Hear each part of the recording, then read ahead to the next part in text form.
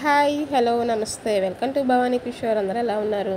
అందరూ బాగుండాలని కోరుకుంటూ ఈరోజు నేను పూరీలు చేస్తున్నాను అనమాట.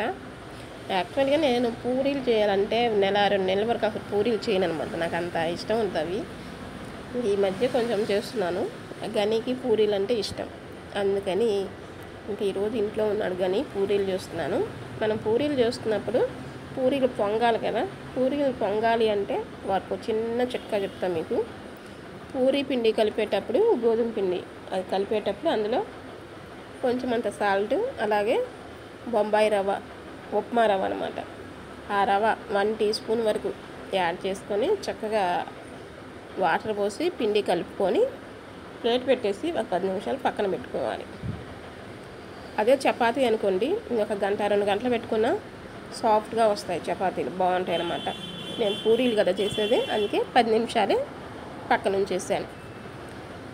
తర్వాత 10 నిమిషాల తర్వాత మళ్ళీ చూడండి, మంచిగా నేను ఈ వీడియోలో కనిపిస్తుంది కదా అలాగా మళ్ళీ కలుపుకోవాలి. పిండి మంచిగా మొత్తం కిందకి పైకి మొత్తం కలిపేసుకుంటే మంచి పొరలు పొరలుగా వస్తాయి. అలాగే మనకి కావాల్సిన సైజులోకి కట్ చేసుకొని రౌండ్గా కోవా బిళ్ళలాగా అలా రౌండ్గా చేసి పెట్టుకున్నాను. మనం చేయడానికి ఈజీగా మంచిగా తొందరగా అయిపోతుంది. తర్వాత అంతే, మనం పూరీ చేసుకోవటానికి పిండిని రౌండ్గా ఇలా పాముకోవాలి. ఫస్ట్ నాకు అంత రౌండ్గా రాకపోయేది, ఇప్పుడిప్పుడే కొంచెం కొంచెం అలా రౌండ్గా వస్తున్నాయి అన్నమాట.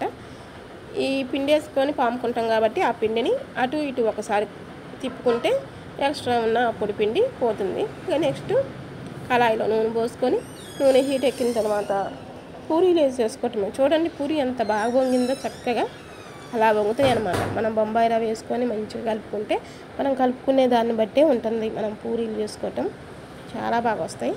పూరీ కూర చేశాను, అయితే ఆ కూర అప్పటికే లేట్ అయింది, 10:30 11 అయింది బ్రేక్ఫాస్ట్ చేయడానికి. ఇంకా లేట్ అయిపోయిందని ఇంకా షూట్ చేయలేదన్నమాట. అందుకని ఈసారి వీడియోలో మీకు కర్రీ ఎలా చేశాను ఏంటి అనేది, పూరీ కర్రీ అప్పుడు చూపిస్తాను. ఇప్పుడైతే ఓన్లీ పూరీలేనమాట, అంతే. So simple. మీకు ఈ రెసిపీ నచ్చితే లైక్ చేయండి, షేర్ చేయండి, సబ్స్క్రైబ్ చేసుకోండి.